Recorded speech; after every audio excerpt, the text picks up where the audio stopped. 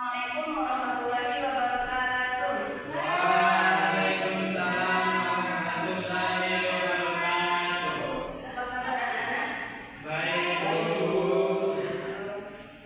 Sebelum kita mulai pelajaran, Ibu memaksa. Ada yang tak hadir hari ini? Hadir Hadir semua. Jadi sebelum kita memulai pelajaran kita hari ini, ada baiknya kita membaca basmalah. Bismillahirrahmanirrahim. Ada yang tahu kita hari ini? Ya, beriman kepada Nabi dan Rasul Allah Subhanahu wa Ta'ala.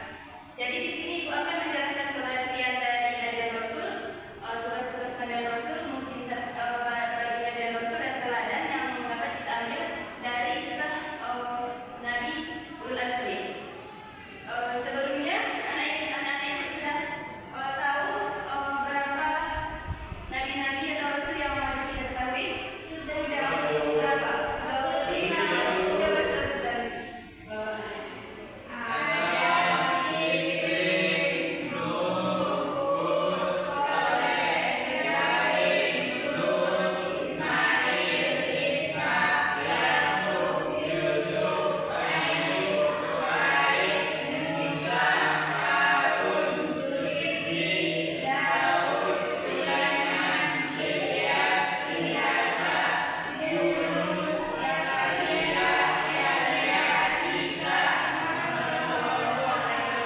Nah, itu dia nabi dan rasul yang wajib kita ketahui.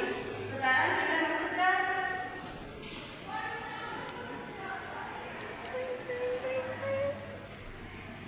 pengertian nabi dan rasul. Dalam bahasa, nabi itu berarti pemerintah, sedangkan rasul yaitu utusan.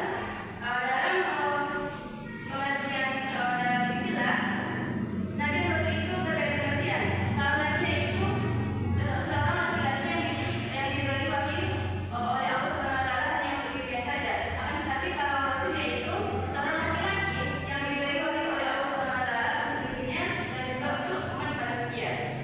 Dan yang dimaksud dengan beriman kepada Nabi dan Rasul yaitu kita meyakini dan kita meyakini bahwa Allah itu memiliki Nabi dan Rasul yang diutus untuk umat manusia. Yaitu melalui para Nabi dan Rasul ini kita dapat mengenal dan beribadah dengan benar kepada Allah Subhanahu wa Ta'ala. Yang kedua yaitu tentang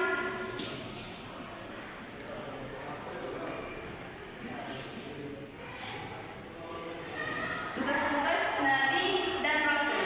Sebenarnya tugas Nabi dan Rasul ini sudah dijelaskan dalam Quran surah Al-Ahzab, yaitu ayat 45. Coba anak ibu Aisyah tulis bacakan ayat 45 surah Bismillahirrahmanirrahim.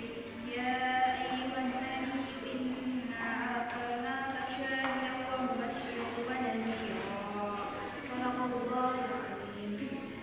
Nah, dalam ayat tersebut sudah dijelaskan tugas-tugas Nabi dan Rasul. Yaitu yang pertama sebagai saksi bagi umatnya, yaitu kelak di akhirat nanti. Yang kedua itu sebagai pemberi peringatan. Dan yang ketiga yaitu sebagai juru dakwah. Dan yang keempat itu sebagai